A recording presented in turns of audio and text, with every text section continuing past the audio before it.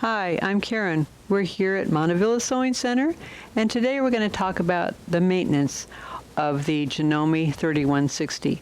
Now, what I'm saying here today has a lot in common with a lot of other machines, so cleaning and maintaining your machine is important no matter what machine you have, so that a lot of this will apply. To start with, we need to unthread our machine. So cut your thread up here by the spool, pull the thread out this way, the excess thread. The reason for that is we don't want fuzz and fluff to build up in the tension discs. And so pulling your thread backwards can cause it to build up, and it kind of messes with the tension. So make sure that you're always having your thread go towards the needle. That's why we cut it here, pull it out down here. Next, we want to take the bobbin out. Lift that out of there, out of the way. I like putting this right back on here because it's clear and it keeps it from getting lost. Then we want to take the presser foot off, put that safely in your accessory tray there. We want to take the needle out.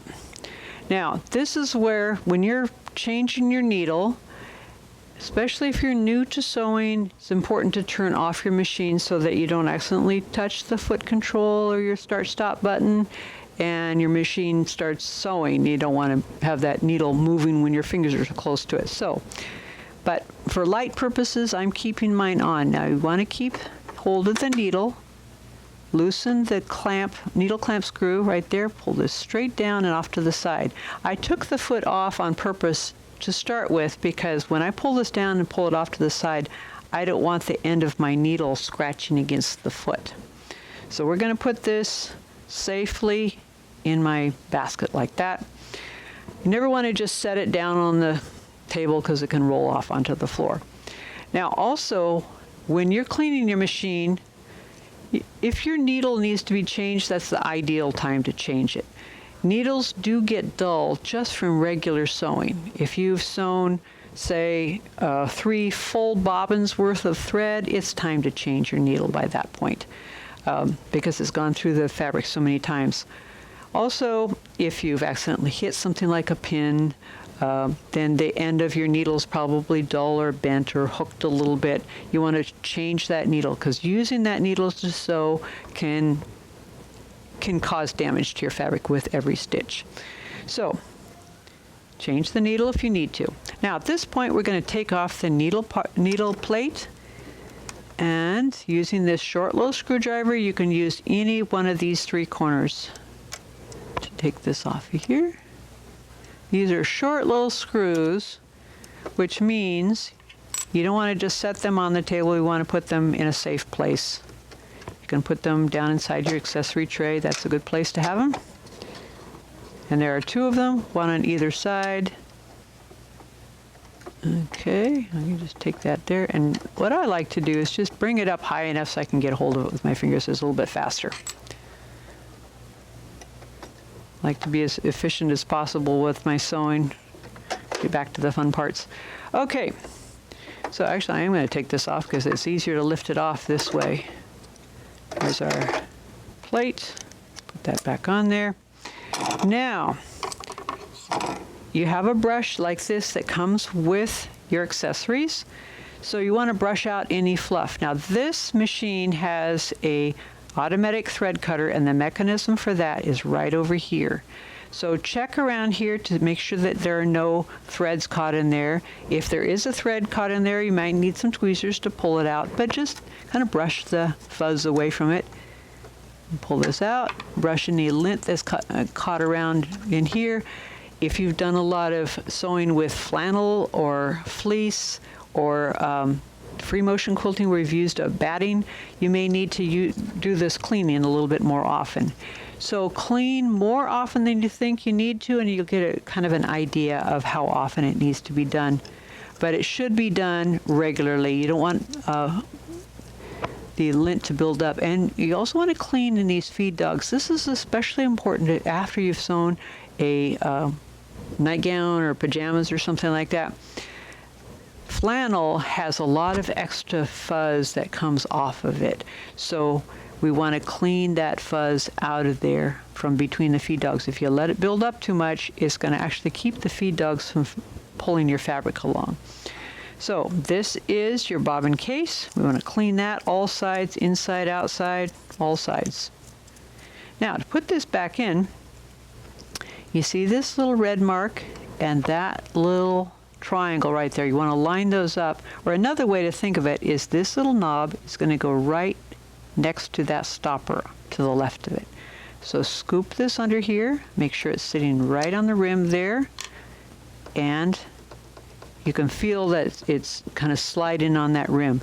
What you don't want to have is that past there or sitting up to the side like that. That's not in. It's got to be sitting nice and evenly like that. So once that's cleaned out, then you can put it back together. If you want to do a really thorough clean, you can take your vacuum cleaner crevice tool, clean in there, get it really good, turn your machine around. Again, make sure your machine is off and ideally unplugged too, so you can turn it on all sides and see where there's lint. But most of the time, cleaning with your brush is going to be good. Now this machine does not require any kind of oiling. That is kind of done at the factory, so you really don't need to worry about oiling this machine. As with most sewing machines, you want to bring them in for service about once a year to Montavilla Sewing Center, and they will clean it, make sure everything's working right. If anything needs to be oiled or any lint you couldn't reach, they'll clean all that out, make sure it's in great shape. Just like you take your car in for regular maintenance, you want to take in your machine for regular maintenance. But in between times, you can do these things yourself that I just showed you. So we put this back on like this. Get the screws out. I know exactly where they are. They're nice and safe down there. Put these back in here. And tighten that back up. And make sure you use your screwdriver to tighten these. Don't just do them finger tight. But they only need to be snug. You don't have to do it really, really tight. Just snug. Screwdriver snug.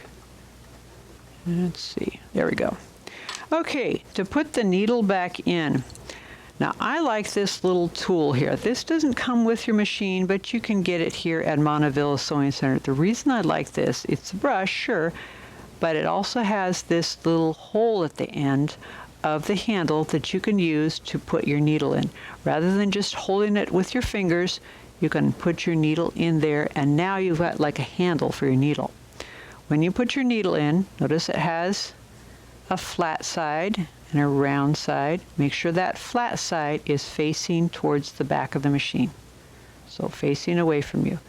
And yeah, we just want to put that right down in there like that. Give it a good push right there. Again, I'm putting this on before I put the presser foot on. That way we don't scratch the end of the needle across the presser foot. Put that right up in there. If you look right down in here, you can actually see the top of the needle. It comes to a little stopper. And you can feel that as you push up on the needle. Then we tighten this up, keeping the upward pressure. Take the screwdriver, tighten it a little bit more. Again, this is one of those things you want to make sure and tighten with the screwdriver, not just with your fingers. Especially the needle, because it's going up and down, going through the fabric, if you simply tighten it with your fingers, it could come loose and drop down inside your machine. You don't want to have that happen. So make sure you use your screwdriver to tighten that up. Then put the foot back on, line it up like that, the little connector bar to the clamp, lower this down, and you've taken care of your machine. If this video was helpful to you, give us a thumbs up. If you have any comments or questions, you can leave them in the little box down below. Thanks for watching, and stay tuned for some of our other videos. Bye.